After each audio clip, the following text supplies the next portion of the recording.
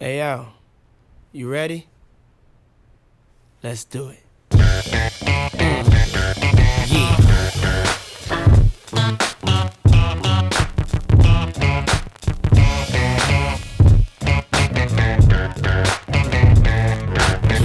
You want to introduce it or you want to go for it? Holy shit. We did it, guys. We're being at it since what? I am nervous. I feel like something's not going right now. That's the worst part because you're always nervous about the audio being wrong. There's so many or things. one camera not recording. But we did it. Looks nice. What's up, FALC? How are you, bro? Welcome to the 6x6 podcast. 6x6 podcast. I knew you were going to use that name. I like it, though. He just learned the name for the first time. Yeah, I need to explain that name to all the people that don't know.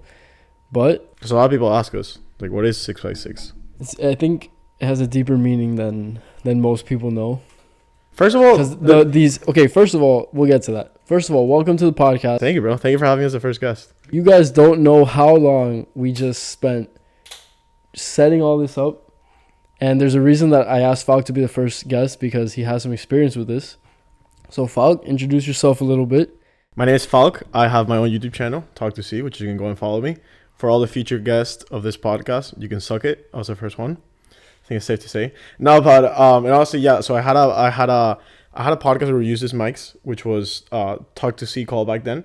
We interviewed a few people, just like random people, and also a lot of like one-on-ones with me and Barney, which is the other people that I do the podcast and channel with. I gotta have Barney on. You gotta have Barney on. And yeah, we like that. I mean, podcast is the best because you have the opportunity, like we were talking, to sitting down and just talking about life and everything. So yeah, happy to be here. I'm excited. You're excited? Let's we have a lot to talk about. Let's go back to the beginning. Okay. How we met. Why not? How we met? We actually met I remember the first time we met, we were at the 6x6. Well, you want to explain the name before we get into that? So, this is the 6x6 podcast. Most of you know this, but the 6x6 is the name that we gave to our friend's apartment, which then grew to be a much bigger thing in college. Right. It started off as simple as it's 6 bedrooms, 6 bathrooms, 6x6. Very clever stuff there. But that went on to grow into like the 6 roommates plus our whole friend group plus anybody that knew us. And then it became a thing that it was like my friends, other friends like would be stopped on campus and we're like, oh, I saw you at the 6x6. Like, are you in the 6x6?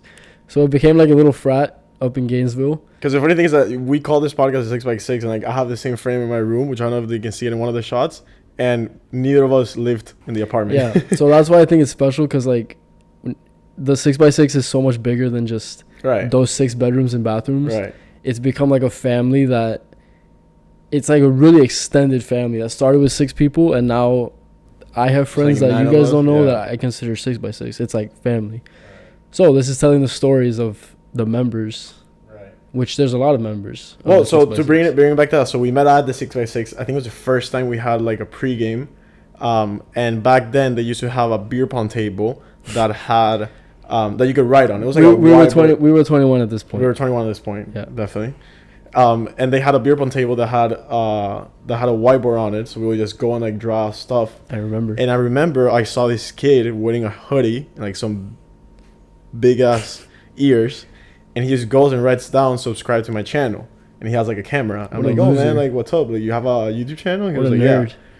And then nothing. Like I remember that was the first time we met, and then we went out that day, and then nothing. And then you started coming out and like hanging out with us a little more, and also me hanging out with them because I just started going to school there just like you. And that's it. I think one of the first times that we had like a one-on-one was that you were doing an essay about economics, and I was an economics major. So you texted me, and you're like, yo, I need help with this. Like, this is my last essay before I transfer to UF. Like, I need your help. And I think that's like how we developed the relationship, and now we're really close friends. Wow. I have a really good memory with that type of stuff. See, this is why we're doing this, because we would never talk about that if it wasn't for this. Do you remember what night that was in the 6x6? I don't remember the night. Because I do. I remember, yeah. We went to Gold Room for the first time. It was that Gold Room. It was that Gold Room. It was the time that we went into Gold Room, yeah, which was this place in Gainesville, Rip Gold Room. And there was like 20 of us to the point that when we got in, we all paid $10 cover, and that was enough to get us a table. So we ended up getting a table. It's a lot of money in Gainesville. The place that we went to, didn't have working air conditioning. So like literally, there's people like with their shirts off and stuff like that, and like sweating a lot. It's the sweaty night. The sweaty night. The famous So- picture of Pancho like with no shirt. So there is a vlog of that night. That's crazy that this is all coming together. Your first college party, right? It's called like my first college party or something. It was, so from my perspective, it was my first weekend of my first fall semester. Right. I went out with my brother and my cousin, and we were with Jorge Espino, and then he was like, "Oh yeah," because he was dating Anna at the time, Right. which was talking about people you guys don't know, but. So they were like, "Oh yeah, we're going to like these guys' apartment, like Jake and Victor and them." And I'm like, "Jake and Victor, like, those are my boys from high school." So then I first like got introduced to the group again at Anna Rao's apartment, but then the next night they were like, "Oh, come to our apartment tomorrow. We're having a party. We're going out, whatever." And that's the night that you're talking about. So it was like the next day, and I have that vlog about it. And it's like my first college party. I was like a kid in a candy store, just like. The lights and the music and the setup they had was people. really cool because you had like a very big living room, which was also very high. Like the roof was very high, and they set up like lights all around. And it was like super college. Right. So I was like, there was like a Gator flag or something. And I was just like. They had the famous Tal Paul, by the way, which is just a mannequin that we all signed. Yeah. Do you have that here still? Jake has it. Jake has it? So I had it in my house for a year. And I had no more. Yeah, definitely. I don't know. So go watch that video. That's the first night that me and FALC met, as well as me and everybody else. Yeah. I drove you guys. I don't know if I drove you, but I drove like some of them to Gold Room. That's all in the video, and that's the sweaty night that I didn't actually go to Gold Room that night. Oh, you didn't end up I dropped you guys off. Okay, you just went home. Left, yeah. Nice. So that's how we met. Since then, friends in college and after. We also had like a few things that you and I were like. We also had like a few things that were like Miki and FALC things. Like it's still to this day we have the content creation, which I call you all the time about to talk about. And we also had the funny thing that we both worked for the University Athletic Association, which is the company that has the Florida Gators. I was a video assistant for the football team. FALC was a tutor. I was a tutor for student athletes, so I tutor people about math and all that fun stuff. That's electric. Yeah, and they had the last Sunday of the month, they had free lunches at the stadium. I only went to that once. And we went to each other once. Yeah. We had that picture there. It's very cute. So it was nice. And then since then... whatever like crazy stories you have from I don't know. Oh, the other vlog that we did I appear in the vlog sometimes, but we also did the vlog of the stadium runs. I used to do the stadium runs in college.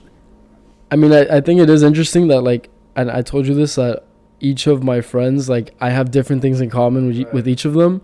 Like with you, I have some really specific things. With other people, I have other things. So we'll get to all those things. But that economics thing, that was macro. I think it was macro, yeah. Macroeconomics at Santa Fe, and I was literally failing. Yeah. Like, I had like you a D or an F. You didn't have 70 in the final to like. I think the teacher was just like super nice, and I had like a D or an F or something, and he was like, "Okay, on the final, if you just get a C, I'll pass you," and it was like an essay, I guess. So yeah, I probably harassed you about that because I hated economics. I was terrible at it. So thank God for that. I don't blame you. And I don't even remember that till right now. Yeah. So that's cool. But before we met, we were always like kind of near each other. For those that don't know, just for the sake of conversation, we went to high school in the same city, obviously in Miami. We each went to the 2 Catholic all-boys private high schools in Miami, the 2 rival schools, Columbus and Belen. I didn't know you in high school, but obviously looking back, like we probably were at similar events. you were also a little you were not little, you were a year younger than me, but do you know like Suedo, for example? No. I only knew the Columbus guys. Right, I only knew the Columbus guys. But like we were in the same circles probably. Right. Like same events.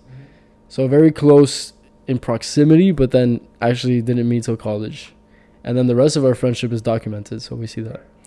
But some of the things we have in common, like you said, I want to shout you out. Okay. FALC has a YouTube channel. I have a YouTube channel. He started after mine, but it's not a competition here. We're all here to uplift each other. Go subscribe to it. It's linked below. It's called Talk to See. He does podcasts and personal finance. We do mostly personal finance and self-development videos and everything in between. Like we had a funny video that I did with Mickey, which is the only time you've been in the channel.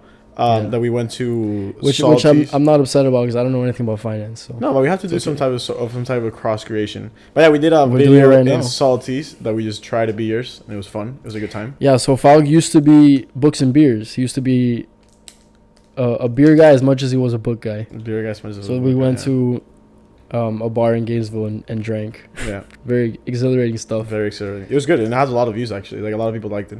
But yeah, like I mean, I've said this a lot of the times, and you even know this, and I think you were one of the people that gave me this tip, which was books and beers was a good concept, but like it could have gotten repetitive, and it just put me in a niche that I didn't want to be, because we wanted to like try to do random things like going to the bar and just like try a new beer. So we changed the name to Talk to See, and we have that. We post videos every single Wednesday. We also post TikToks once a week, usually on weekends, which is one of the new goals that we're doing this year, Nice. which will help a lot. But dude, the TikToks are getting a lot of views, so it's good. TikTok's where the views come from. Yeah. So like we just grab like a short form video and just do TikTok, Instagram Reels, and YouTube Shorts, and just post the same video, and it's perfect. Are you still like reading a lot, or is it more just kind of tips? Yeah, I know. I read I still read, and especially this year I'm trying to read more, which I am. And I think what's happened is that the best book that you can read is an autobiography. I always say it. I'm kind of the person saying the same thing over and over again.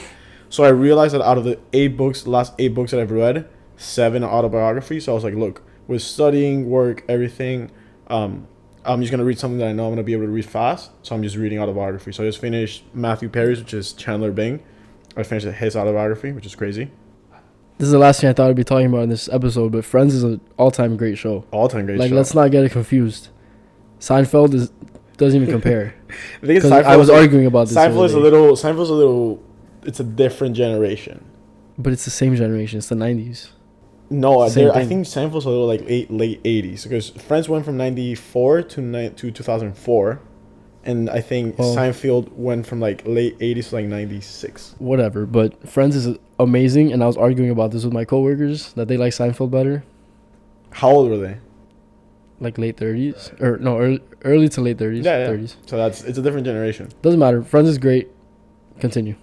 Whatever. I read his autobiography. Autobiography is great. It was okay. He was very deep into addiction, which is obviously He has a crazy story. he has a crazy story. So it's kind of crazy. Like I thought he was gonna give me some like cool insights about like Friends, and like like you see this episode that was improvised. No, he was just like He doesn't. I heard he doesn't remember a lot. he doesn't of it. remember how much. He's never watched it, because he says that What? he will tell you like if you watch like season 3 and you see that I'm thin, Yeah. it's because I was addicted to pills.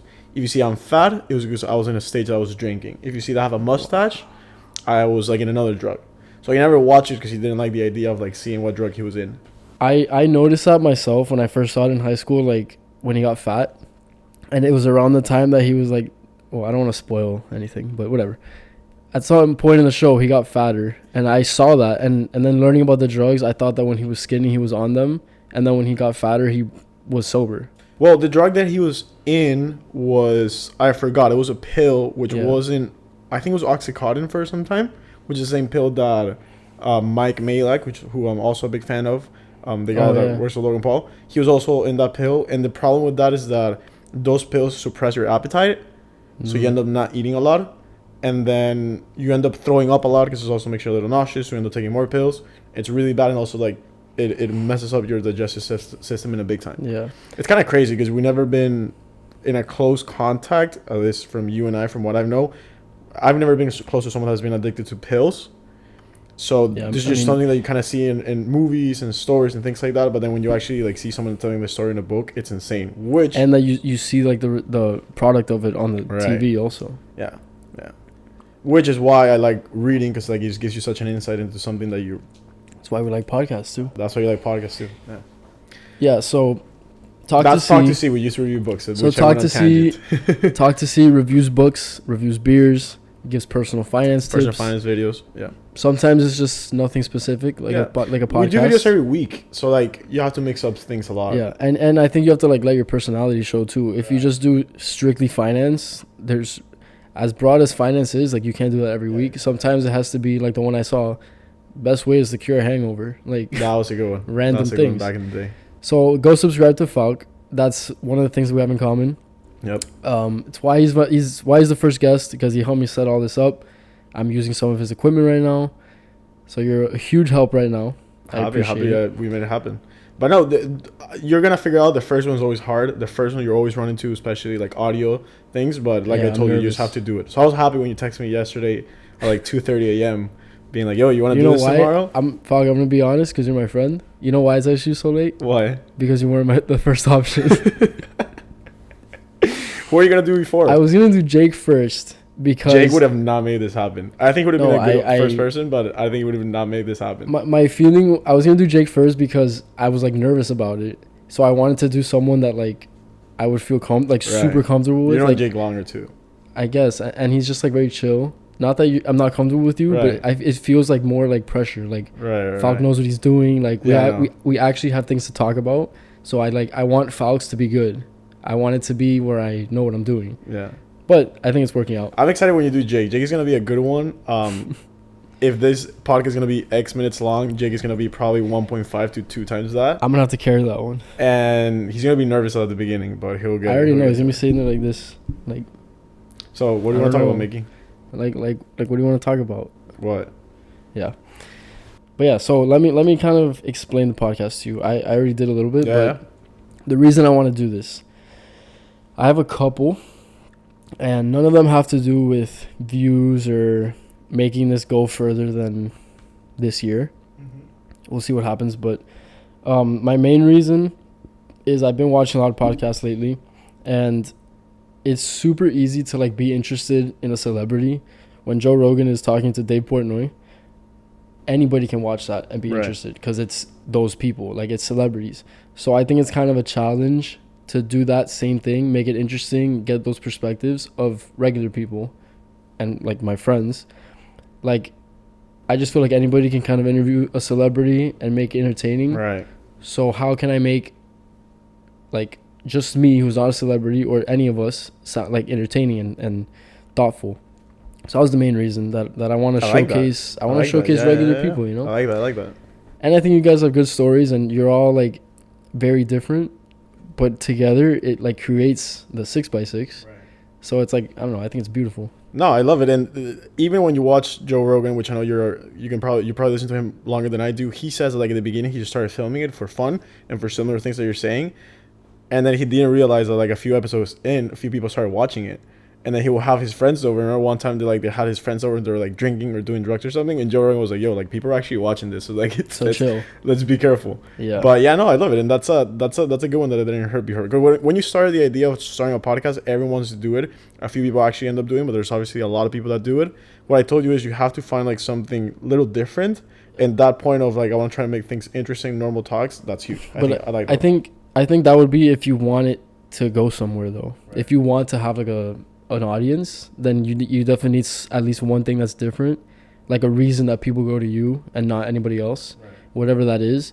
For me, it's literally just personal. Like I want to just see these different perspectives I can get, like just for myself. Like I don't know if anybody's watching, doesn't really matter to me. I'm doing this like for this right now. And by the way, it's funny how like I couldn't stand people, like regular people like us that started podcasts. Not like you, because like it was for a reason. Like It's about finance. But people like that just started podcasts to talk shit, I always hated it because I was like, who do you think you are that anybody cares what you have to say that much, that you need to like film it, make a podcast, all that? It like bothered me. And now here I am doing the same thing. Yeah, because you realize that you don't have to do it because you think that other people are going to care. You have to do it because you want to do it. Yeah, I think if I was doing it for everyone to watch, I think that would be like selfish and kind of self-absorbed. Yeah. But since I'm only doing it for my reasons, like I don't care if anybody watches, I think makes me feel a little better about myself. Yeah. No, I agree. Yeah, you have to do it because you want to do it and just, showcase what you have.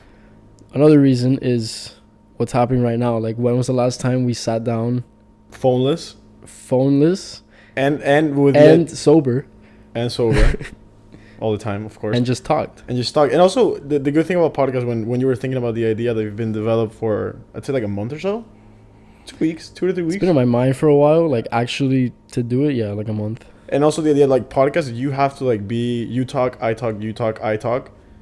Different than when you're having like a group conversation, you like talk over each other, which is fine, but that's what I like. This is rare. No, not often. Yeah, it's rare. I've been thinking about doing this. It wouldn't be a podcast, but like my grandpa, who I saw recently, you know, that I'm a big fan of, he is like 87. He has some great stories. Yeah. Like he was telling me the other day how he went to Italy in the like 47, which was like 2 years after the war had ended, because he was visiting family. My family's from Venezuela, but we still have family in Italy back then. He was telling me these crazy stories of like we landed in the plane and like there were still like bombs and like ruins from like all the bombings from all the war. And I was like, this is the type of stories that I want to film to have in the future, because either I want to show it to my kids in the future or I just want to like listen to them again. So like next time I see him, I'm going to bring my camera. I'm going to literally do the same thing that we're doing now and just like talk. Probably won't release it publicly, but like I'll have it for my own records. 5-hour podcast. Probably a 5-hour podcast. With people like that, you could do like 5 hours. Oh, easily. And you'd get insane stories. Easily. I thought about the same thing like with my grandma. Yeah. That'd be crazy. Because I mean, we both come from a generation from a families that like when you trace it back a few generations, they're immigrants, and you have to like have. And that brings stories, yeah. Yeah, but so yeah, I mean, like you said, usually there's like social media involved. It's like either we're texting, because nowadays it's so easy to just be like send a text or call someone if you need something. It takes 2 minutes. To actually sit down with like no agenda and just talk until you don't feel like talking anymore, it never happens. It never happens, because usually if you're like hanging out, we'll be like, come over to my house, like watch a game or like something. We're either doing something, there's other people, there's like movement, like, okay, where are we going? Let's go to that place. Like, it's rare to just sit down and talk. So that's another reason. Another reason is, and I'm sure you've kind of discovered this in your own podcast, it's like a personal practice to like formulate thoughts and listen and engage and like, and you can see that I don't have the practice, but like formulate your thoughts in ways that make sense that will like eventually go into your personal life. Like next time I'm having a deep conversation or something I need to get across, like I'll have this practice of speaking to someone. Yeah, and it's hard because it helps you to have those conversations in the future, but also it is a little different. One of the issues that I have with that is that you were talking to me now, and I was agreeing with all the things that you were saying. Usually what I do in person is I say like, right, yes, oh yeah, yes, right. You don't want to do that on podcast. Yeah, because you'd be interrupted. You'd be interrupting the person. You're being interrupting the person, but you're also interrupting the audio of the person that is listening or watching the video. So that's one of the things. And also, it's what I was telling you. I see conversations as a tennis match. Like a weird combination of like tennis/basketball, in the sense that like you'll throw the ball to the other person and the person will be the protagonist in that moment, and he'll be like, okay, the entire game is focused on me. If the person throws the ball back and you keep that ball for too long, you're basically putting the focus on yourself. Yeah. So like if you're telling me a story about filming and podcasting, I'm like, wow, I actually have a crazy story about podcasting myself. I'm putting the focus on me, when for a second I should have been thinking, okay, no, let me actually focus on, you know, the person that's talking now and telling a story.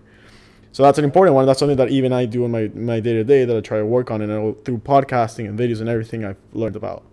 So yeah. Exactly. Like this back and forth, if the mics weren't here and it's how we normally hang out, we'd be interrupting each other and yelling and like... It'd be a little more cancelable as well, probably. Of course. I don't think it'd be as clean. Of course. This is the nicest I've ever seen FALC. This is the most polished, like, not like yelling at anybody. I like this FALC, this version. Yeah, I work in this FALC as well. And that's probably good practice for you too. It's good practice for me. Corporate FALC. No, I mean you know this. The FALC that is normal, the FALC that is like loving with the people that have around, is like very hectic and like screams and like insults you and all that stuff.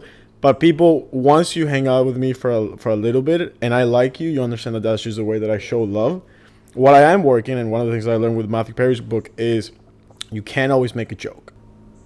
I'm the biggest fanatic of dad jokes, and I'm always making a joke, but like I really have to work on like sometimes being either someone's giving you a compliment and you want to make a joke about it. It's like, no, let me actually take the compliment, let me accept it, and let's make the person comfortable with actually saying that type of stuff in the future. So that's something that I work on a lot. That's also something to learn from Chandler Bing. That's also something to learn from Chandler Bing. He said it. No, that's literally, he said it. He was like, I will always try to make a joke, because comedy is an easy way to like relieve and try to make things a little less awkward.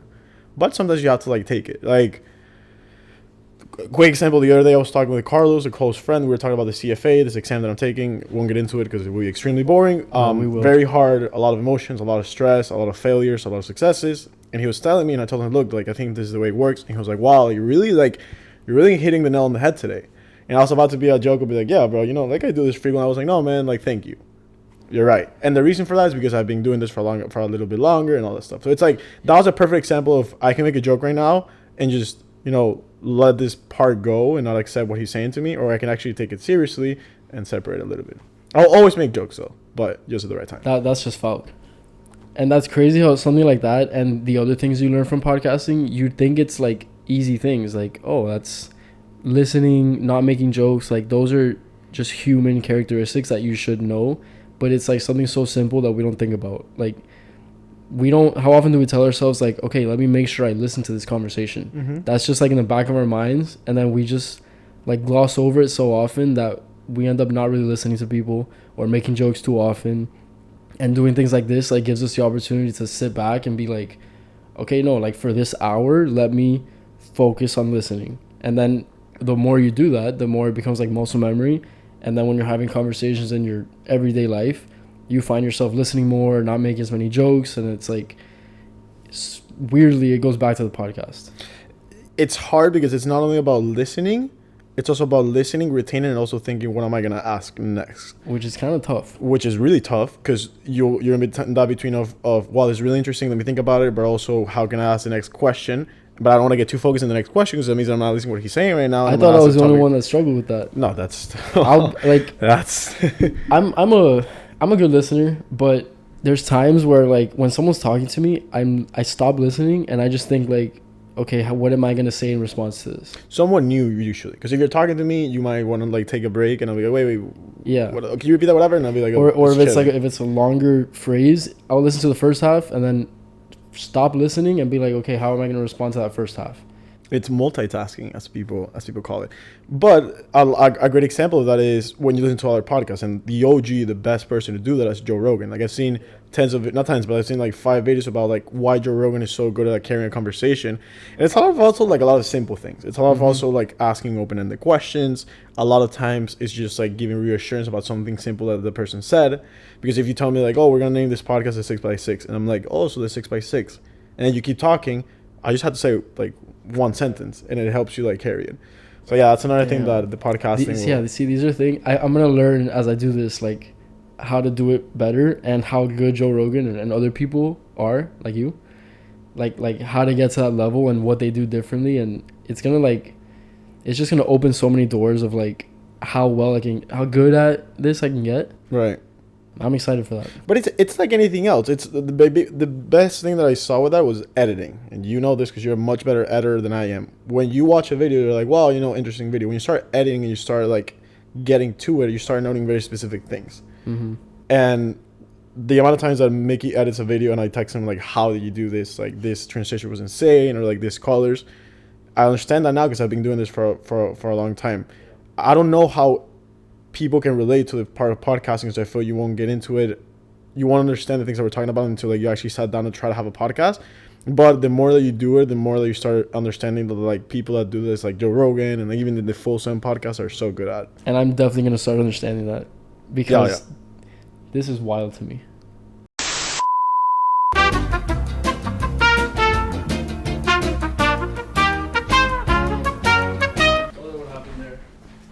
Happens, bro. All right, so we're going that one. We're good here. This is gonna be a theme of this. Like the technical stuff is gonna go wrong. I don't even know if you guys can hear us right now. Well, I covered. No, you can. They can definitely hear us. I see. Do you see it moving now? Yeah. Anyway, what were we talking about? So yeah, those are all the reasons I'm doing the podcast. I'm hoping to get a lot out of it for myself and for my friends.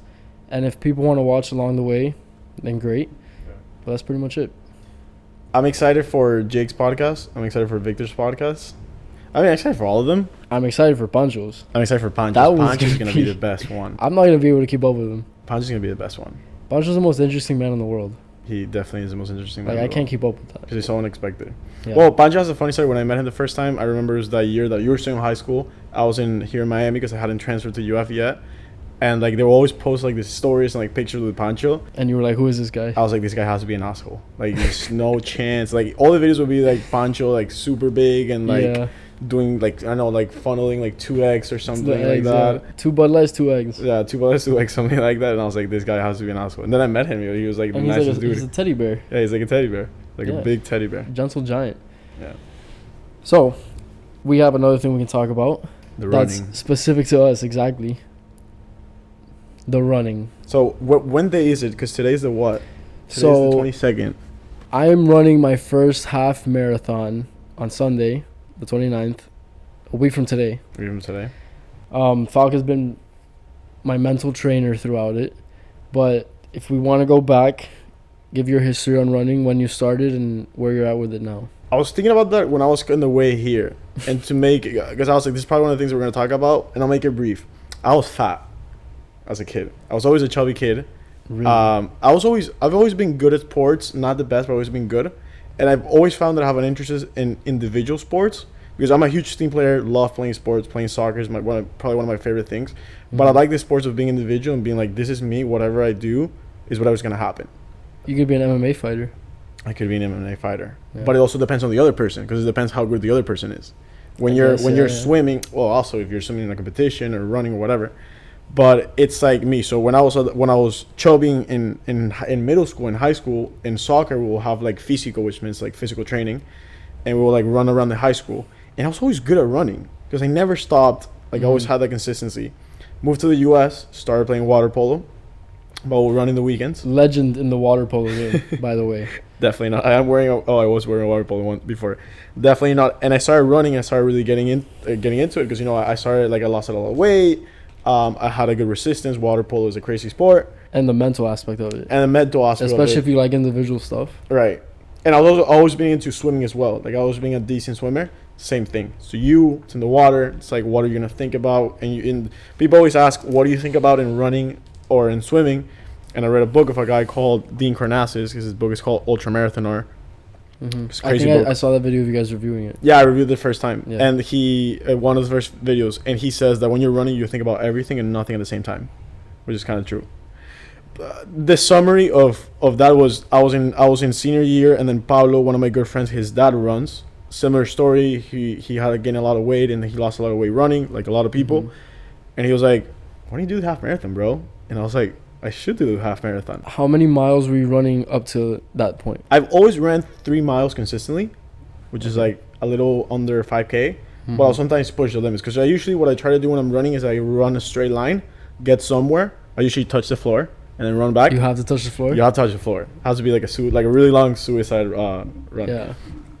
And then I started pushing. So you're always like, all right, let me do like one extra pull. Let me do a little one. Which, by the way, it's a tip that this guy gives in the books, which is when you're super tired, just think about, okay, let me run to that light pull. And once you get there, think of it like that. You do like, okay, let me do one more. So I always started pushing it, and then this guy was like, yeah, you should do it. So I was like, you know what? F it, let's do it. I signed up, and then I started like increasing my mileage. The first half marathon I did was insane. I did like a 7 minute and 43 second pace for 13 miles, which is crazy. What? The second one, I did 7:45. I lost against myself. Mickey, if you ever do 2 half marathons, there's nothing worse to lose against than yourself. Like getting a slower time? Yeah. Dude, I didn't know you were like that. I'm gonna be honest. Yeah, I was like, fast. Mad respect. I was fast. I didn't know that. Yeah. So then I went Holy to college, and then I was gonna do like a half marathon in Gainesville, but it was very hard to do with like classes and everything. Yeah. And the place that I lived at didn't have like a good place to go run. So I stopped, and then I came back to Miami. I did. But you were still running in college with the I've always liked running. Falcon.run. Yeah. And I always like what was that cardio. like? What was the Falcon.run era like? So when I finished the first half marathon, or when I was like training before to do it, I was like, a lot of people want to do marathons like Mickey, and they like research online and everything. But I feel like I can bring something to the table by just being realistic about my running life. Mm-hmm. So it's like, I want to post a video like, yeah, waking up at 6 a.m.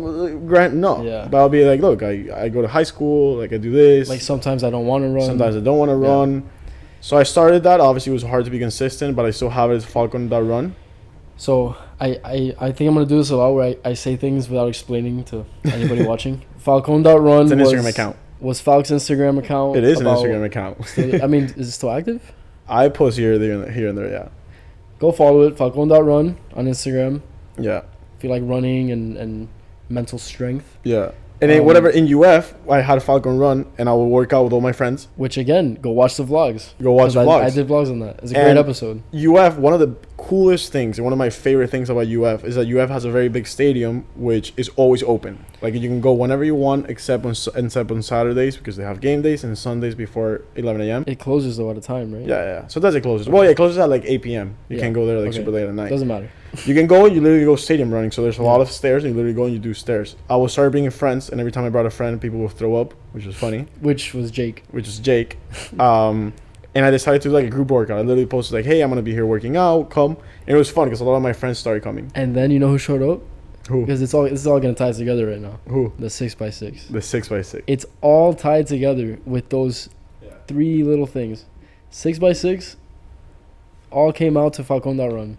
All came out, It's and a then family. like it started being like extended friends. So it'd be like Yeah. 6x6 and like all their friends. So it was DSP. yeah, it was really good in that time. So yeah, I did that in college. I did like stadiums a lot, and I'll also run here and there. I used to run by like fraternity row in UF and like North or whatever. And then to finalize the story, I came back to Miami. I started running for a half marathon that I was training again, and I got injured. I have a little bit of an issues in my knees, which I think is just because I sit down the most of the day working. So I work about that, and I had like a year and a half that I didn't run, and I was just working out, which is what I do now. Like I go to the gym, which I also enjoy. But every time I go for a run, I'm like, there's no better sport. There's no mental training. There's no exercise that you can do that is better than running. So I feel like most people either like love running or hate running. Right. I guess you love it, and you probably loved it from like the first time you tried it. Not really. You just have to Oh. like. I mean, you hated running when you started like training for the half marathon, right? Yeah. And now you I still hate it do, a little though. less. You hate it I a hate it little a less. little less. I still hate it though. What is it about running that you like? What I like about running is it's what I told you that I also listen to Joe Rogan. People are gonna think I'm the biggest Joe Rogan fan. I'm a huge fan, but I don't listen to it that often.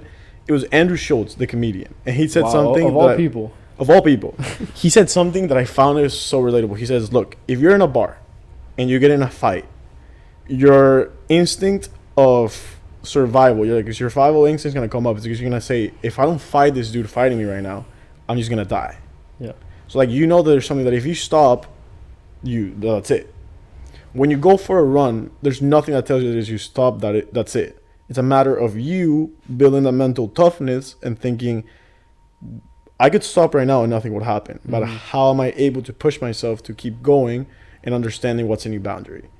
That's 100% it. Every time I go Yeah. for a run, it's like I'm doing this because I want to, which is really empowering. And it's how can I push it to get to the next level and like be faster and like run longer and things like that. It's so funny how I completely get that. Like just training for one half marathon, I completely get it because it's you're competing against yourself. Right. Like you said, if you stop running, you're not gonna lose the game. Like nothing is gonna happen. If you don't do the marathon, nothing's gonna happen. But you'll know that you stopped. Right. It's a quote, and we're not gonna get too deep on this podcast, but I just learned this quote and I'm obsessed with it.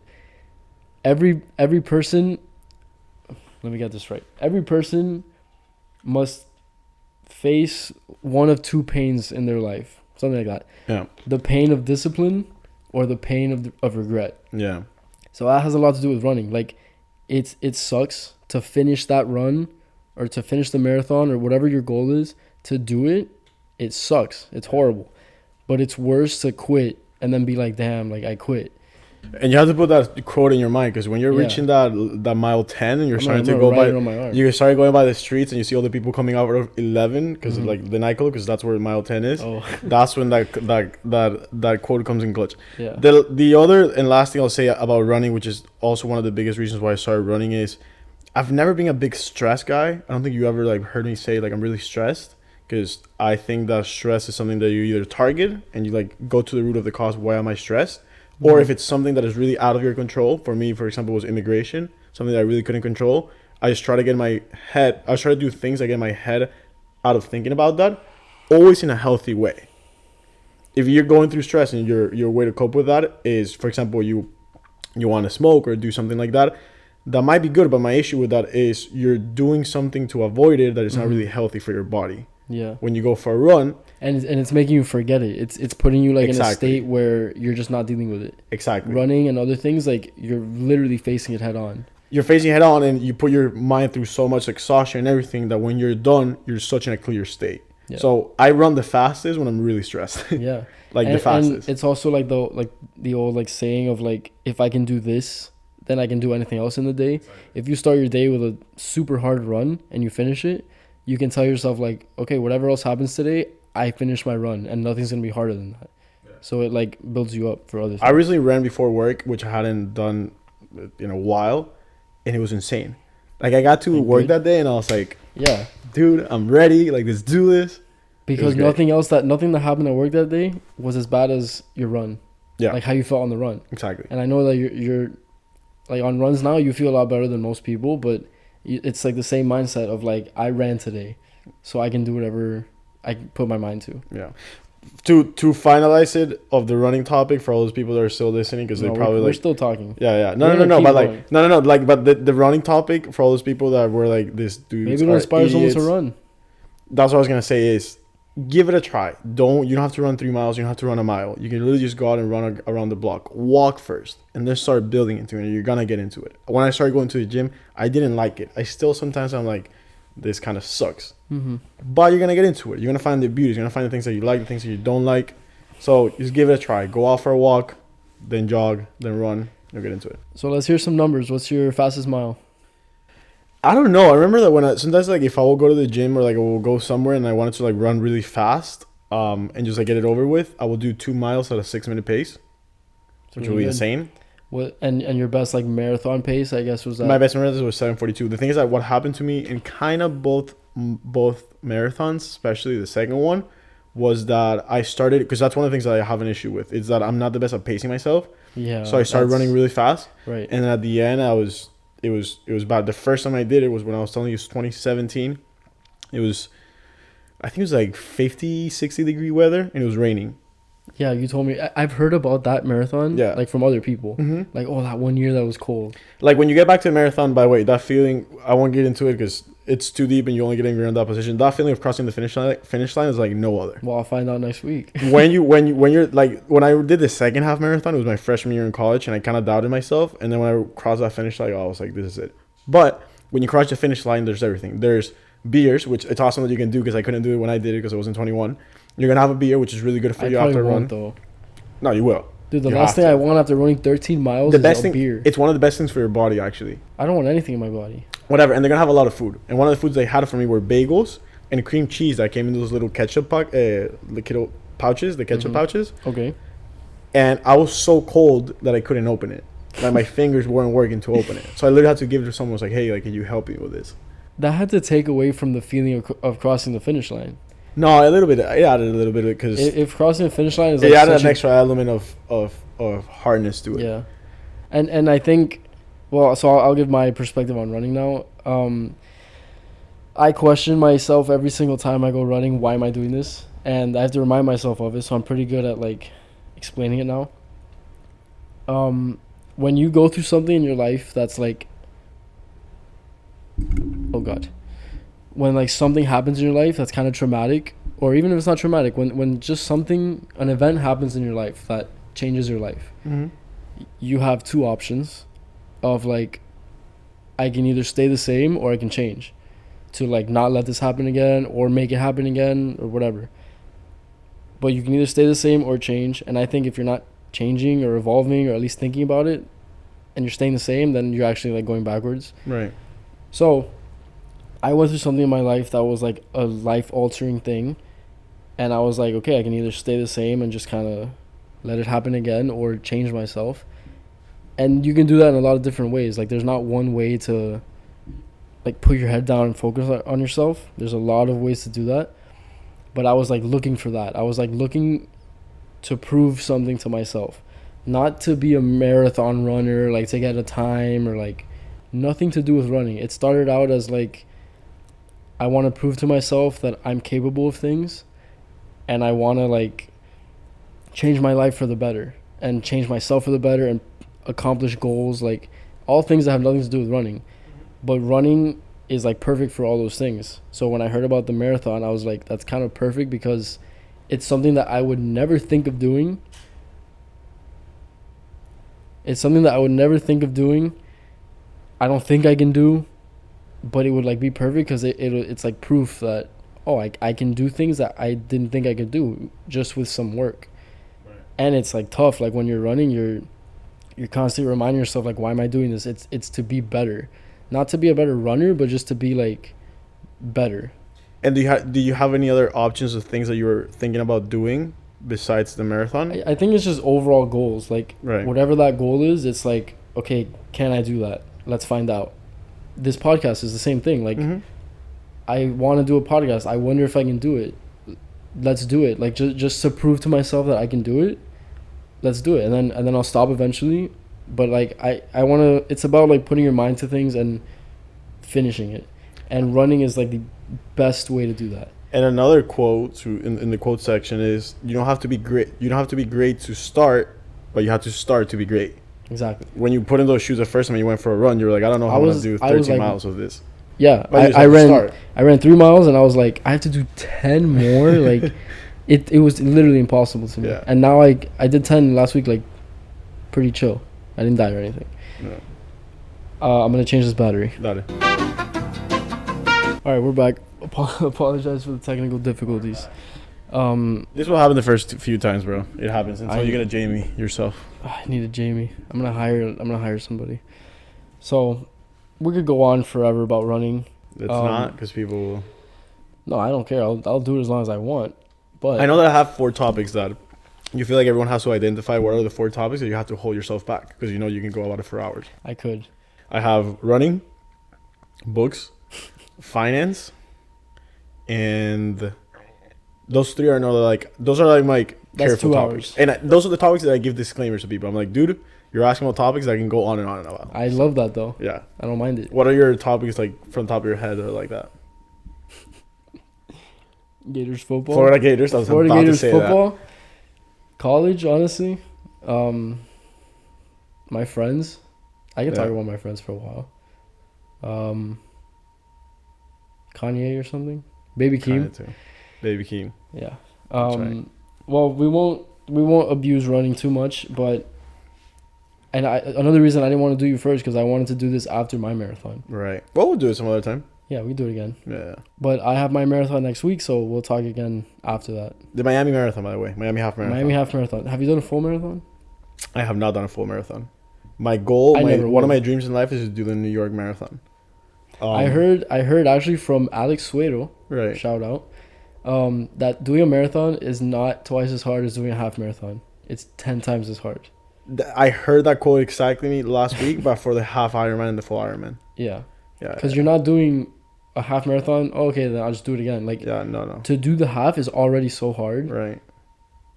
Maybe doing another couple miles is twice as hard, but to do another half is like crazy. Okay, but also think about it this way. It's also a lot of mental because you think It's when I super finish, mental. when I get to that 13 mile, that's it.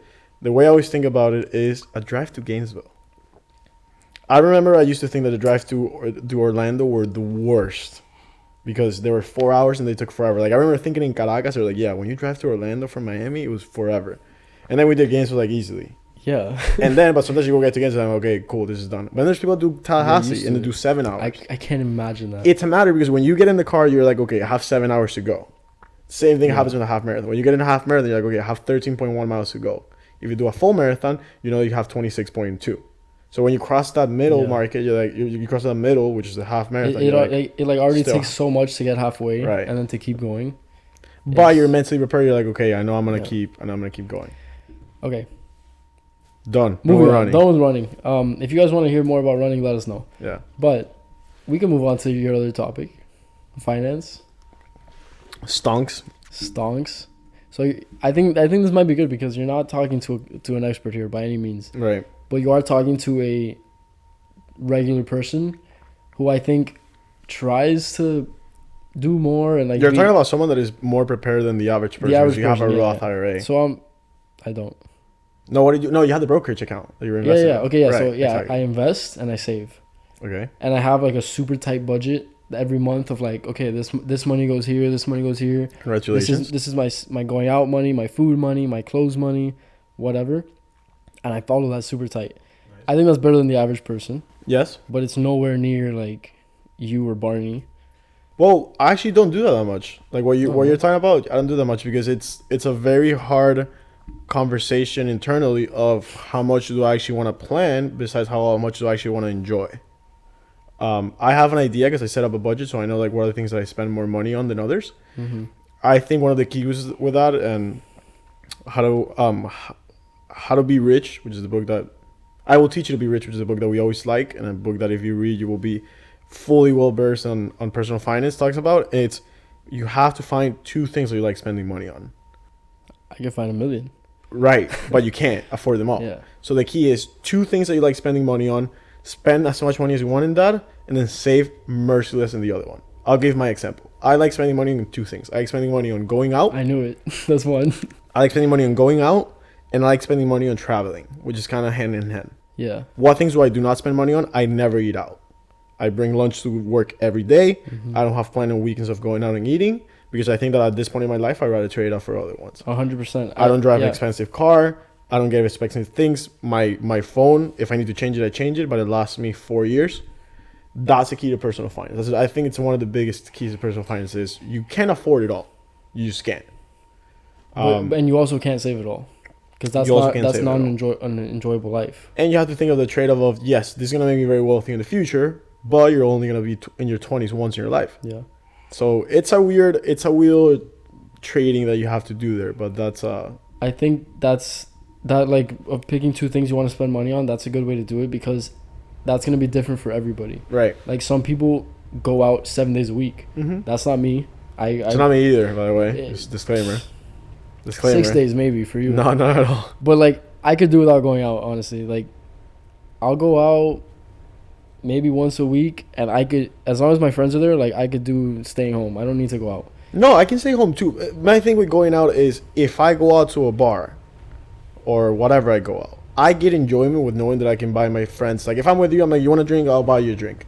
That's the things that I like spending money on. It's not a matter of like going and just splurging. Like it really isn't. And I love staying at home too. And I love when we'll just stay at home. Like we hang out with people at a place that we have to go out at. That was literally my weekend this weekend, and I loved it. It was perfect. But I like the idea of when I go out, I don't have to be looking at the price of how much the drink is. I don't have to be thinking I already got 2 drinks. I can't get a third one. Unless you're in Miami because things get expensive. Even when I'm in Miami, because I know also that like I know also that like I do that by saving other things. Or like when I Yeah. travel with my friends, I don't really care about just looking at prices. I know I'm gonna travel once every 2 months, and I know I can splurge in that time and then just save the rest of the months. You get me? And that's why it's perfect because everyone's different. Like that money that you Right. spend on going out, let's say, I would spend on clothes. Right. Which to you may seem stupid or to other people, but if I'm not going out that much, like it's the same money. It just depends what you're putting it towards. That's a I perfect like buying example. clothes. You like going out, Exactly. That's a and perfect it works for example. either of us. Yeah. Like I don't spend a lot of money on clothes. Like I get good clothes and try to get clothes that fit me well. But I don't spend. I've never gotten like expensive clothes. No, obviously, like I don't buy expensive clothes because No, but like the other day, for example, I was wearing the sweater that I wore to Pancho's birthday, and you guys were roasting me because it's also weird to see me with something that is like a higher, like a higher brand. the Balenciaga sweater. The Balenciaga sweater. And I have that sweater This because guy supports Balenciaga. yeah, I do support Balenciaga. What did he say? But it was because someone gifted me the sweater, and I liked it, but like that wouldn't be something that I would go and purchase myself. Yeah, You get me? yeah, of course, yeah. Or like shoes, for example. I still can't wrap my head. I will soon, but I still can wrap my head on the idea of spending $150 for a pair of shoes. And that's just because. And I don't think that if you do it, it's wrong. It's just not for you. Yeah, it's and a lot of times people are really fast to say, I think that you buying this is wrong. The biggest example, there's a gentleman in our class, which I don't know if you heard of, that is a trader. he trades stocks and options and all this stuff. He's made a lot of money, and over the last 2 weeks or so, he's been posting videos of him because he recently purchased a McLaren. You know what I'm talking about? He's in your class? He's in my No, class. I have no idea. Yeah, he went with me to high school. Okay. So he's not close to me at all. He's not close to one of the people that I frequent with, but he's been in the red, like in the social networks, and we've been seeing the videos. And people are really fast to say what he did was wrong. He spent a lot of money in that, and I'm like, I agree. I wouldn't get a McLaren when I'm 23, but I don't think because I wouldn't do it, I don't think it makes it reasonable. If he's taking debt and he's literally destroying his credit score and behind him on bills to pay And for he's that, not saving it. that's wrong. Yeah. But if he can afford it and you're saving other things, maybe that's what works with him. So this is, and not to get too deep here, but this is what I tell my parents who are watching this right now. It's going to bother them, but it's the same mindset. Like, what I spend money on may not be what you want to spend money on. But if I am capable of it, if I'm saving first and investing first, Exactly. and, Yes, that's and I'm one important taking care, caveat. yeah, I'm taking care of my priorities. What I do with my spending money is up to me. Some people spend it going out. Some people spend it on food. Some like eating out every day. Some people spend it, bro, Bancho on his pops and his Pokemon cards and like. That's what makes it happy. He spends I don't get hundreds of it, dollars. but Yeah. good for him. Like if that's what he wants to spend money on, good for him. I spend my money on whatever I want, as long as I'm taking care of the priorities first, and saving first, investing first. So That's the most important caveat. Is yes, pick two things that you can spend money on. If you want to travel and spend money out going out like I do, perfect. Once you take care of the recent necessities, and I say to put it very concise is maxing out your Roth, maxing out your 401k. I think those are the biggest two. that's where I'm kind of lacking on the 401k and the Roth because I don't have. Well, the 401k you benefits still don't yet. have, no? I don't have benefits. yet. Okay, you don't have benefits. So So- the 401k you'll get soon, but the Roth is $6,000. I think this year they increased it to $6,500 a year. So it's money. It's $500 a month, but it's a good thing to do, and I think that's the recent necessity. Dude, I spent thinking about personal finance definitely a lot more than the average people, and after a lot of time of even sitting down with people and talking about their personal finances, because I'm that guy that everyone texts, my biggest conclusion is that it's once you take care of the necessities, people can do whatever they want with their money. Yeah, and just because you do something different doesn't mean it's right or wrong. But saving and investing is a necessity. It's not like, oh, I paid my bills, now I can do whatever. It's like you need to think about the future. You can't be spending like 100% of your spending money. You should save some, invest some, whatever. Then spend the rest.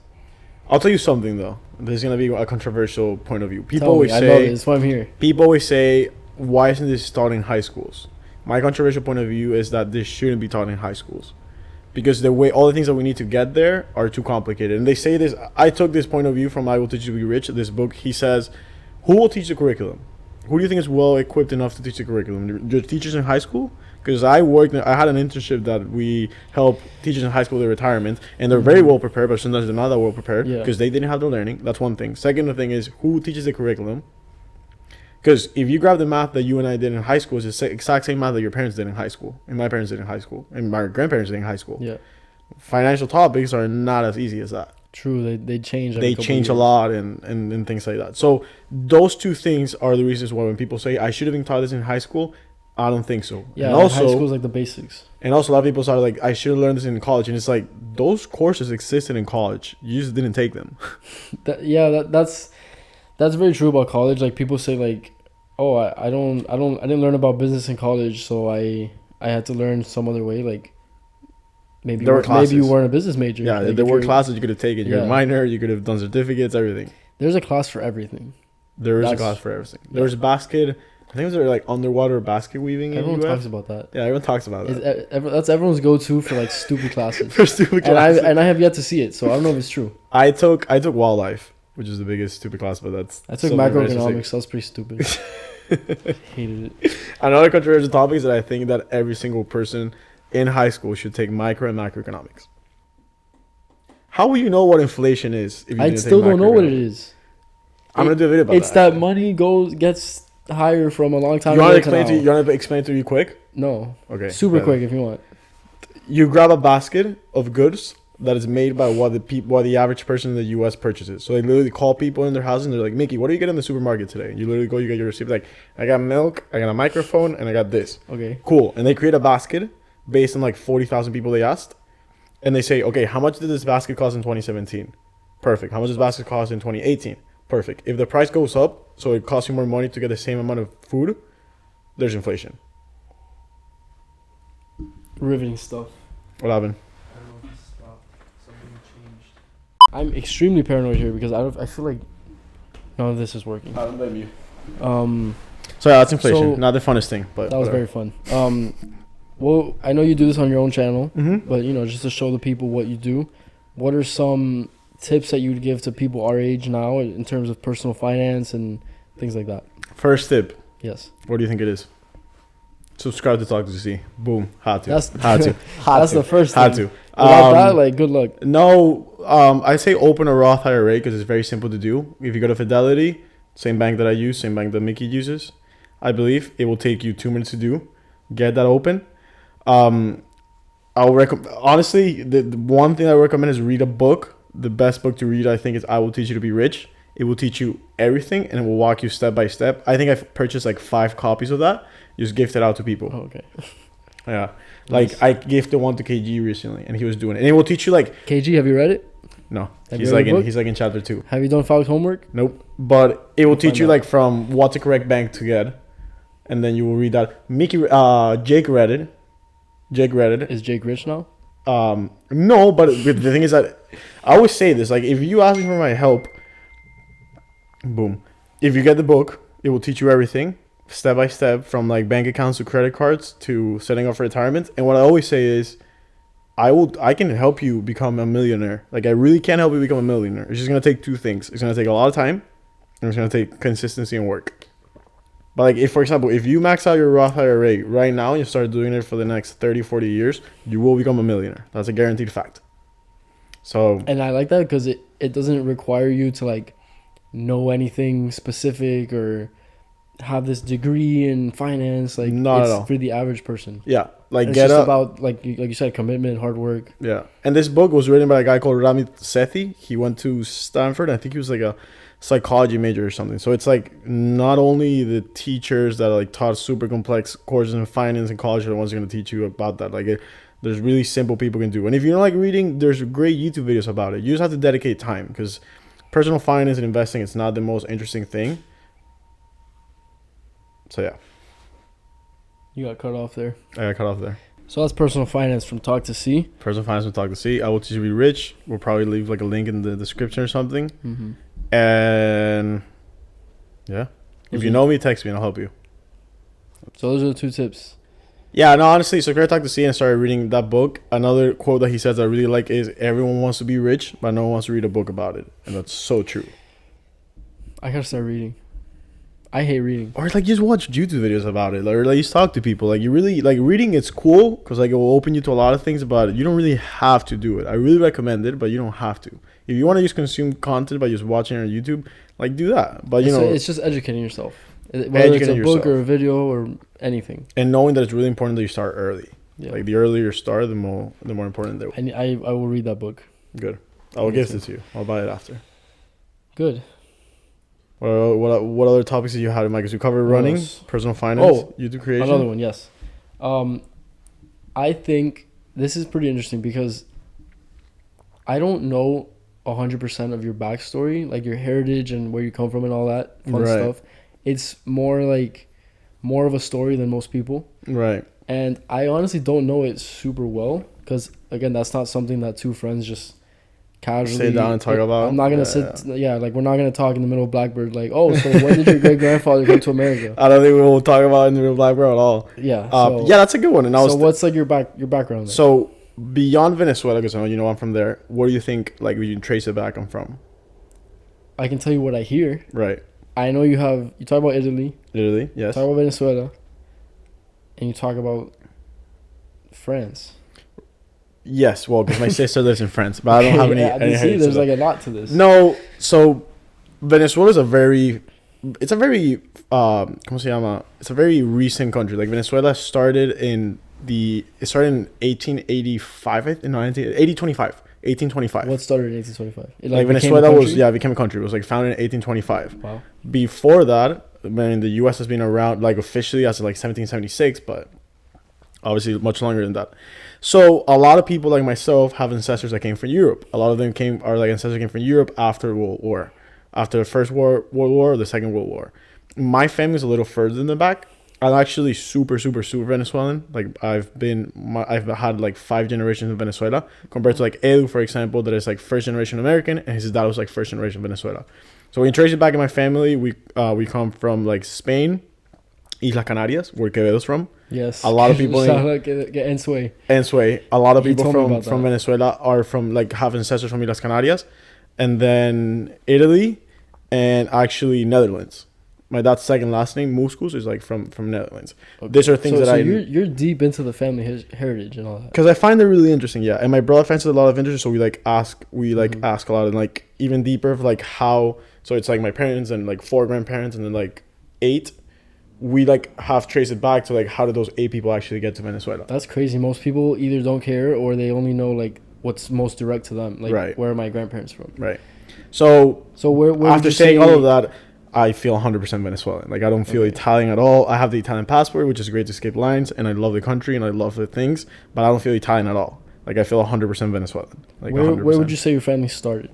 Caracas, As far as you 100%. know. Yeah, Caracas, So 100%. then, Like, for me to grab someone, like, for the closest generation for me that wasn't born in Venezuela is like 4 generations away. wow. Because Oh, my parents were born in Venezuela, my grandparents were born in Venezuela, and I think my grandparents' parents were exactly one of the 8 of my grandparents' grandparents was born, I think, in Italy. Wow. Yeah. So you're barely Italian. Not at all. So you're No, Venezuelan, and then I'm Venezuelan and then you 100%. have like a great whatever grandparent Right. that was from Italy. Yeah. And where does the Spain come in? The Spain comes in the same thing. I think it comes on my dad's, on my paternal grandfather's dad. No, abuelo, yeah, grandfather, Okay. came from like Islas Canarias, I believe. Okay. Yeah. That's crazy that you're like that Venezuelan though.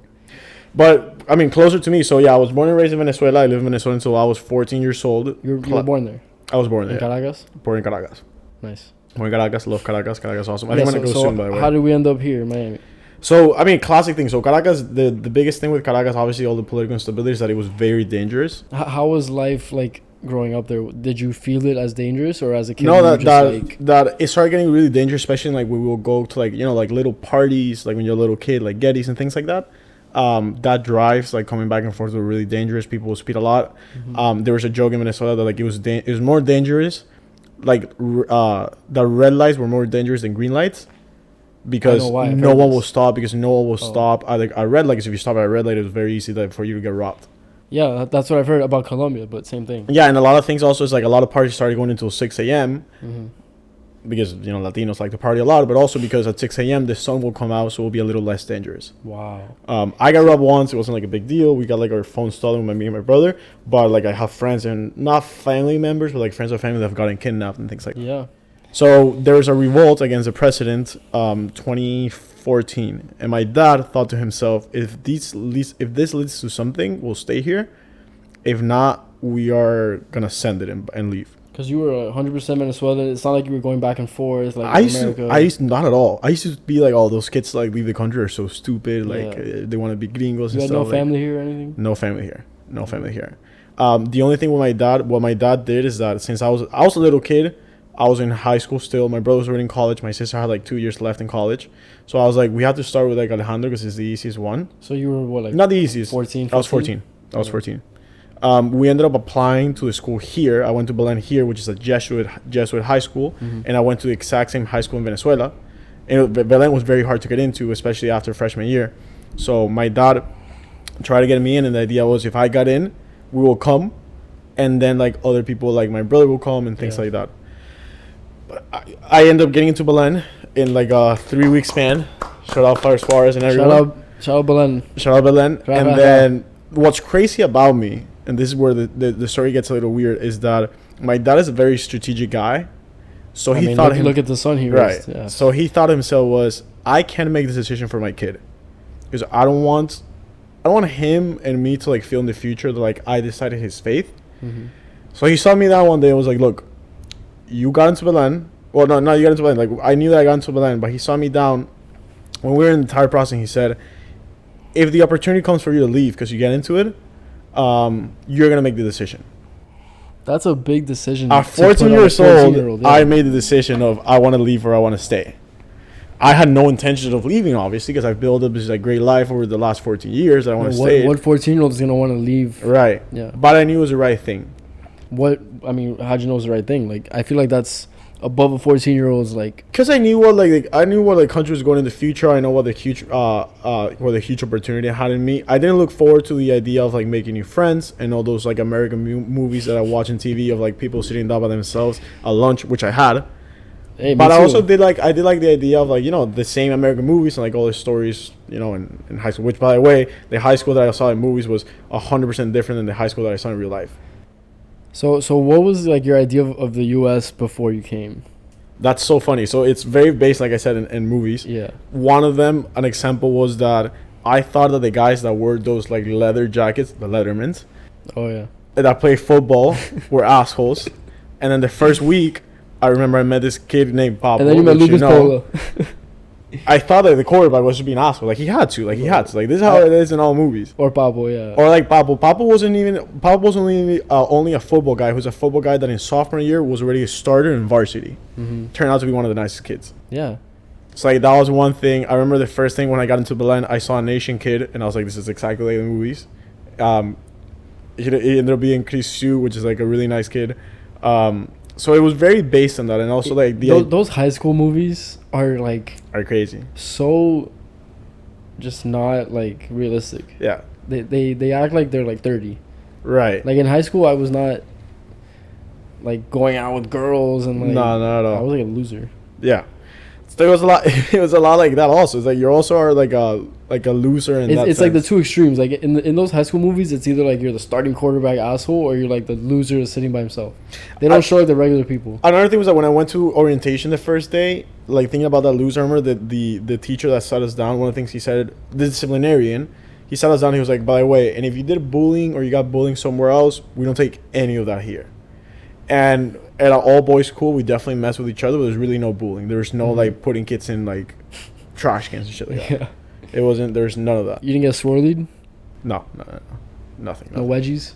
Nothing. You did the wedging. I never did the wedging because I was never like the super popular kid, but I was also like not like the biggest. I mean, you were a normal kid. I was like a normal most kid. Us, yeah. Like I had my group of friends that were like all like the Venezuelan kids that we developed a good one. But whatever. But I think so. Once I made the decision to move to the U.S., landed in the U.S. August 16th of 2014. I remember the day because it was my sister's birthday. I started school the 18th. Yeah. Which is the first day. So the first day I went to school was an only new kids. I showed up with a backpack. No one had a backpack. Then the next day was an entire school starting. So I was like, oh, the first day, like, it's the same thing. Like, before it was just the new kids. Now it's just the new kids. I don't need to bring a backpack. Show up to class. Everyone has a backpack. Show up to chemistry class. This teacher was like one of those teachers that like didn't like just chill the first day. Who was like straight teaching. It was like my name, this, take out notes. Literally turn around to the guys like, yo, can I borrow a piece of paper? With an English that wasn't as good as it is. Whoa, because it's so good now. It's so good now. It was much worse back then. Who was it? It was. I know the kid. I don't remember the name. But I know the kid. So I don't know him. No, you know him. And then I was like, oh, can I borrow a pencil? Sure. I literally started taking notes. At the end, the bell rung, folded it, put it in my pocket, walked to the other class, and they took out the same piece of paper and took out notes there. So all your notes on one paper. Yeah. And then I think one of the things that helped me, and for everyone that like gets ever in a position like that, I don't think we have a lot of high schoolers listening. I always had the mindset of this is it. I moved. There's no going back. We're here. So it was hard that my weekends were literally just sit at home on the couch, like just texting my friends from Venezuela because I didn't have any friends at the beginning. Yeah. But it was good because I was always like, you know what, like this is it. Like I had to push myself, and that's something that really helped me. It wasn't easy, but it helped me. That is a good thing. Like it's a good mindset to have in running and working out. Right. But really anything. But that's what I use like to work out. I don't want to work out most days, but things started changing for me in my head when like I stopped viewing it as an option. Right. Like it's not do I want to work out today? It's like I'm working out. Oh shit. I'm working out today. Period. Like that's the end of the thought. So I have to work out. Like moving here, it's not like, oh, and do also, I like it? Like too bad you're here. And the other one is it's like I have to, and also I get the opportunity to do it. Like I knew I had the privilege of moving to US. Like when I compare it to my family that moved to Italy, and I wrote this in my little Falcon Run post when I got my green card here in the US. What I say is it's funny how history repeats itself because what I said about 20 minutes ago or so that my family moved from Italy to the US, I encountered from Italy to Venezuela, I encountered the exact same thing. 4 decades later, here I was moving from Venezuela, where I built my life in the last 4 generations, to a new country that I barely spoke the language. Yeah. The difference is that when my ancestors came from Italy or Spain or whatever, the situations weren't as good. They probably didn't speak the language that much. They didn't have a house that was like somewhere to stay. So it was also the idea of this is what I have to do, and also I was given this huge opportunity that not a lot of people get. Yeah. So that's a mindset that being positive, being grateful. Right. Which helps in every aspect of life. Right. But it was funny because like I said, I would sit down by myself a lot of times in lunch, and then one day I go to take a Spanish test because you have to take a Spanish placement test. There's one thing that I'm good at. Yeah. I show up to a Spanish test. I don't think you know this story. It's just, To be fair, I've heard you speak Spanish. I can't understand you. right. So I don't know if But your Spanish is that good, really. actually, that test I think ended up skipping like one of the bubbles on the Scantron because I didn't know what a Scantron was, and I got like a horrible test score, and they were like, "What is this?" I think I've heard you told you this story, but the funny thing was that I get to that test, we sit down, and I hear someone behind me go like, "Excuse me, miss, like, do we have to do the entire test? Because the test was super thick." I don't know this story. And then miss goes, "Yes, you do," and I hear El Diablo. I turn around, and it was Juan Pedro San Martin III. And I was like, "Are you from America?" And he was like, "Yeah, man." And I was like, "You too?" I was like, "Yeah." So I see him, like, "Oh, nice to meet you." Juanpi. Juanpi. So Juanpi had also moved to Belen that same year that I did. That's crazy. Next day, Juan I get Pedro is our next- friend. Juan JP, our Yep. friend who I want to have on the podcast. Also, you have to have the podcast. He's from the DR, He's from the DR, yeah. but similar situation. Same situation. We started school the same year. That year in Belen, we started 5 of us. Only 3 ended up graduating, and Juan Pedro and I, who's one of my closest friends to this day, was that. So the next day, I go to have lunch, which sucked, obviously, because you don't have anyone to sit with. You end up sitting with like some random people. Yeah. And I see this dude wearing a Belen jacket because we had mass that day, with his freaking sleeves like rolled up in a blazer. A blazer? In a blazer. A church blazer. And I see him eating a hot dog, and I'm like, "Yo, like, do you want to sit together?" Who is this going to be? It was Juan Pedro. Oh, It was JP. So we With a go rolled inside up down. blazer? Yeah, because we have to wear a blazer for mass. And by the way, this is like skinny JP. Like, it's JP before the gym. That's funny. So we went and we sat down, and then for the next like 2 months or so, I will get to lunch every day. I will do my line, and I will sit down by myself on a table, and then JP will show up like 10 minutes late, and we'll have lunch with each other. Chill. And then after that, like, That's you so know, cute. over the next year or so, we ended up building a friends, and we had the friend group of like my friends from Belen that you know. And all your friends. And I all think my Belen friends, yeah. treated you pretty well. Yeah. But that's maybe the story of Belen, which is funny because I remember, like, just like I remember the first time that you called me for an essay, I always remember how it was the first time that I met like individual people. I do remember that most times also. Yeah. Yeah, and about the night that we met with that table, Mm-hmm. what I remember about you is you wrote something about Logan Paul. Oh 'Cause you're yeah. a huge Logan Paul I was guy. like a huge Logan Paul fan You back in wrote the something day. about Logan Paul, and I was like, and you know, obviously everyone hates Logan Paul, Right. so I was like, why does this guy like Logan Paul? But I didn't see it as like, I don't know, it's weird. Like, I automatically knew that you were just like jodiendo with everybody. Right, I didn't right. see it as like this guy likes Logan Paul, Yeah, the yeah. loser. I saw it as like, I've never heard anyone say they like Logan Paul. That's hilarious that this guy likes Logan Yeah. Paul. So I saw it as like a funny thing. Yeah, because I was always open about that. Yeah. Yeah, I was bullish in Logan Paul before everyone else did, but we don't have to get into that. So how did Belen treat you? I love Belen. I mean, Belen was great. The values of the high school that I went to were the same because it's a Jesuit education. Yeah. And the biggest thing about Jesuit education, I think, is just the fact of the brotherhood. Like, all jokes aside, I think that's the reason why I've heard some rumors about people that went to Columbus saying that they want their kids to go to Belen. Especially as you Some grow older, rumors. especially like in senior year, like everyone becomes super close. So, like, I wasn't friends with like Kevin and Suede. Like, I knew them in the hallways and stuff until senior year. And then senior year, like, we started going out together. Well, like, Belen's a lot closer. Belen is it's 'cause it's the smaller. yeah. Belen is the opposite of Columbus. It's the two rival schools, but we have like way more students than you. Right. So there is that same brotherhood with like a few people, but there's also people that I've never talked to, and there was people that walked across the stage at graduation that I've never seen in my life, Right. which would never happen at Belen. That would never happen in Belen. No. So like they're very similar, but Belen is a lot closer because there's less students. Right. Yeah, and like I knew everyone in my grade. I wouldn't say that I was like super close with everyone, but like I Knew their liked name. everyone. And there was like 2 kids that I was like, eh. And like, for example, Prado. I never had a class with Prado, for example, but I knew him from football. I knew like all the jokes about like him in football. Joey was the same thing. Like, Joey I never had a class with, Yeah. but I knew of him. Like, we were to each other, so like it was fine. But like senior year started getting like closer and closer because everyone is like, this is our last year, you know. So it Fun. was something that's it. But yeah, Belen was awesome. I mean, Belen, I still get roasted because like I always wear like Belen gear, not because I'm repping Belen. It's just because it's comfy and it's nice, And you should rep Belen. it's red Belen too. Good for you. So it was good in that sense. Yeah, I liked it a lot. Nice. So you graduated Belen. What's UF? Graduate Belen. I went to FIU actually. Oh, that's right. I did That's FIU. when yeah, when we met, you had just gotten to UF from FIU. Yeah, so I And did the jokes FIU. were still swirling. It was I like, did this guy's a FIU a panther. year. Yeah. I was actually the only person not the only person, but there's a lot of people in our friend group that are like, oh, I really want to transfer to UF. I was like I like the school, like this is great, like I have family that went here. I really liked it. And then I have this tendency when I'm studying late at night that I Google like really weird things. Like I'm like, what did Tom Brady study when he was in Michigan? Like I really wonder that. General really studies, wonder. by the way. What is that? He just general studies. Like he just took like a bunch of random classes. That's such a waste. Yeah. Okay. Well, but he's Now we know. Tom Brady now. Yeah. But, you're not though. And I was searching up, and I remember everyone said that you can't transfer to UF until you have 60 credits. So I went into the page, and and they were explaining whatever, and I do the math, and I realized that I had the 60 credits already. When I graduated high school with 34 credits, I wasn't a big AP student. I just did a lot of dual enrollments, which I thank whoever told me to do that.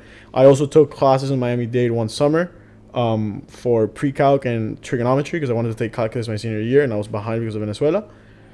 And then I had that, and then I always had a foot on the pedal the entire way in college. Like I took 17 credits my first semester, 18 credits my second semester. It was a lot.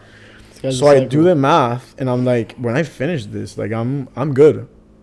So I was like, fuck it, like I'm just gonna apply and like see what happens.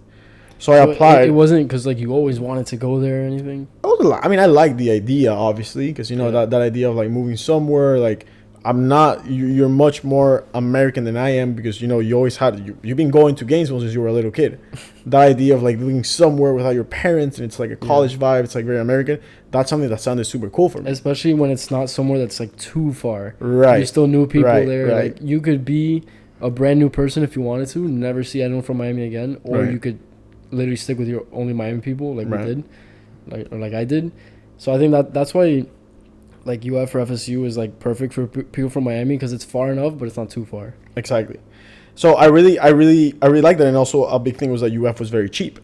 When you go to a school in Florida, like any public school, the prices are pretty much the same. It's gonna cost you like $6,000 a year. Yeah. When you're an international student, like I was, it costs you 3 times that. So 1 year was $18,000.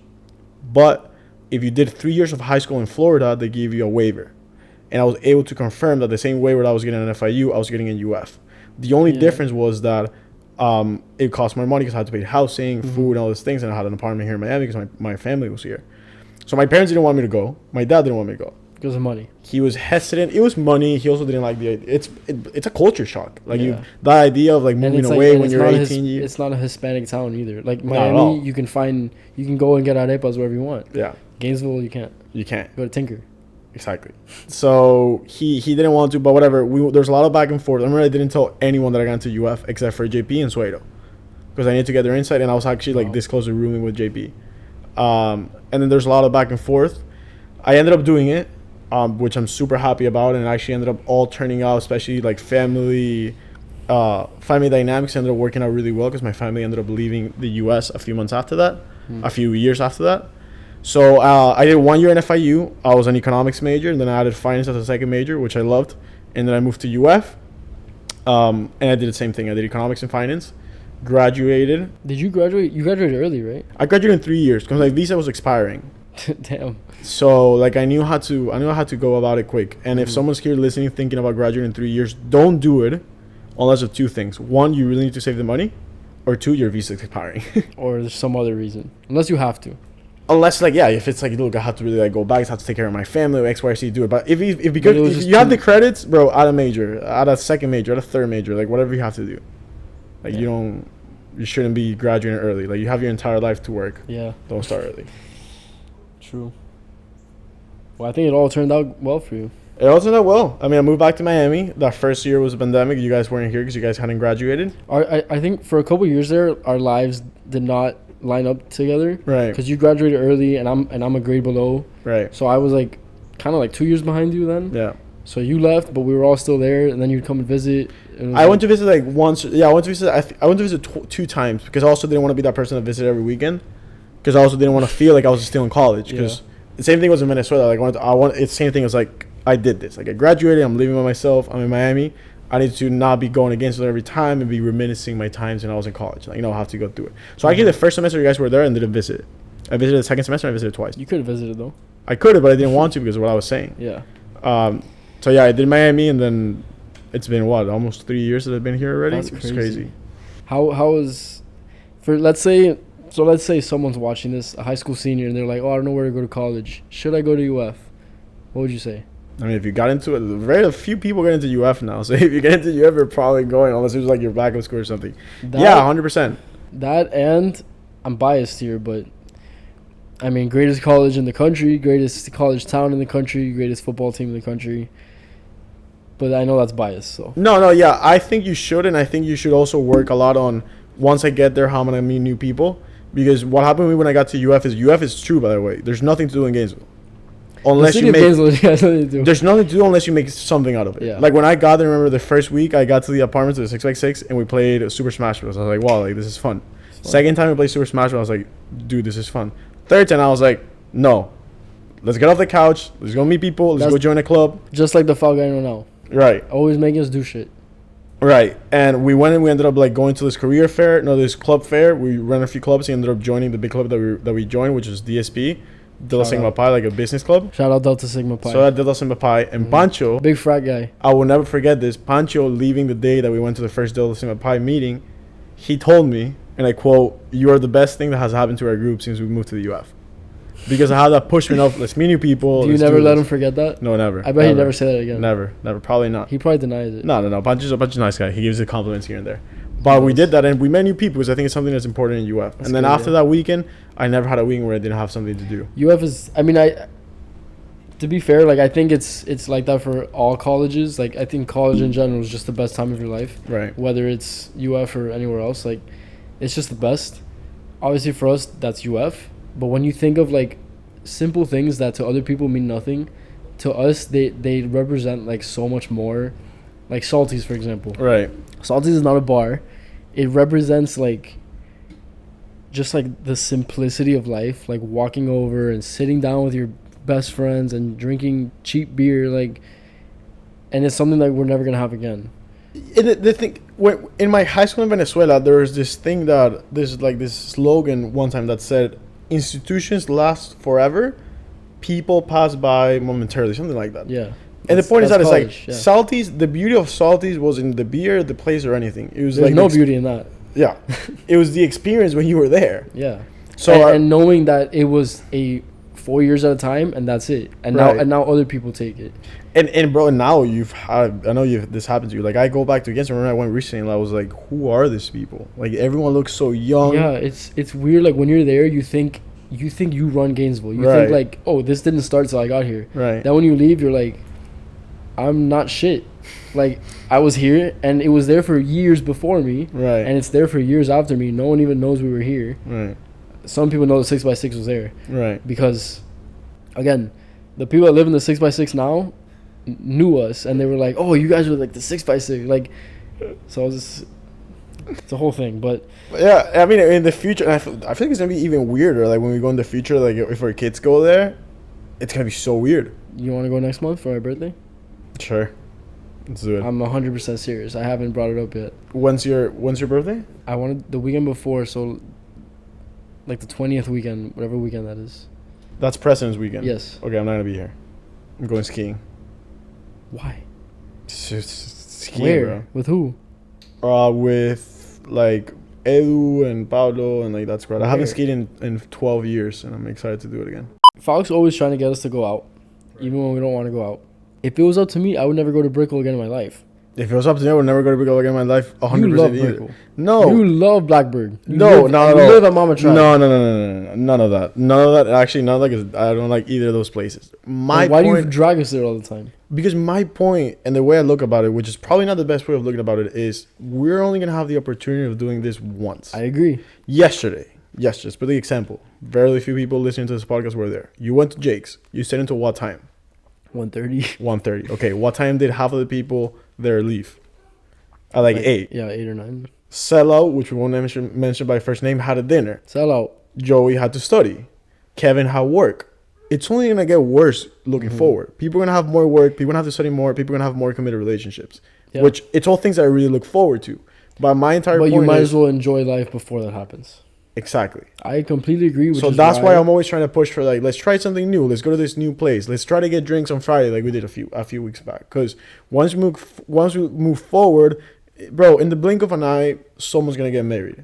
In the blink of an eye, someone's gonna start having kids, and I look forward to that tremendously. Like I'm really excited about when that happens. But my biggest thing is I don't want to get to when I'm 30 or even 28 and then think, damn, I wish when I was 23, 24, I should have done that. And every time I talk with someone that is in college, they always tell me like, I'm studying really hard and I'm recruiting and I'm joining clubs. And I always say this one thing. And I always say, make sure, I'd say it another way, but I'll put it a little less cancelable. I always say, make sure that you're going out. Because that opportunity of like going out on a Thursday and then going to class on a Friday hungover or It's like a going once out, in a lifetime thing. you are never going to have that again. And all the things that you're prioritizing right now, like a club, like this or that, or some involvement that you did in campus, when you look back at it, no one's going to care. Not even you. And no one's going to remember. So for me, it's always I have to have the balance. I have to save money. I have to invest in whatever. I have to study for this exam. It's just a balance, yeah. I just have to think am I even taking the full advantage of the opportunities that I have now? And when I turn 20 years down the road, am I going to look back at this and be like, you know what? I tried it. I know that it worked. I know that it didn't work. That's my entire mindset. I don't go as far with it as you because it's hard to do things you don't like doing, like for anybody. And if it was up to me, I would have started going to Brickell after the first time I went. That's just my example because I hate Brickell so much with a passion. And people love it. Like, I'm always invited there, but I don't want to go. I would go a lot less, but I go because of what you said. Like, I'm 22. I'm not old enough to be like, oh, I don't like Brickell. Like, what do I know? I'm 22. I appreciate that. Yeah, so I try. Like, I really do try. I'd rather do other things and go to other places, but I try my best to like enjoy these years because I know there's gonna be a day that I'm married with kids and I'm definitely not going to Blackbird. We need to wrap this up because all my batteries are dying. Thank you for having me. I'm happy we did this. We'll talk about the technical issues and how to minimize them in the future. I'm sorry, FALC. No, I'm fine. I let you down. I'm fine. Yeah. Look, I really hope that you keep this going forward and you do a few episodes and see where it goes. But I'll tell you the plan. It was really fun. The plan is 1 episode per month. For Okay, this that's year, good. like That's every good. month, new episodes. That's good. 12 That's episodes. good. Oh, that's if I really like it, maybe I'll keep going. But that is like my minimal goal that I have to Love reach. it. I think it's perfect. Yeah. So again, a lot of technical difficulties this first episode. This is like your 7th angle, 3rd camera. Oh, we kept it interesting. Hopefully the mics work, but I think it went well. Real well. I'm honored to have you as my first guest with your experience in podcasting. Thank you. Anything else you want to say to the people? Subscribe to the channel. Subscribe to Talk to C as well. And thank you again for having me. That's it. Go subscribe to Talk to C. All right. Peace. Thanks, guys. Sounds good.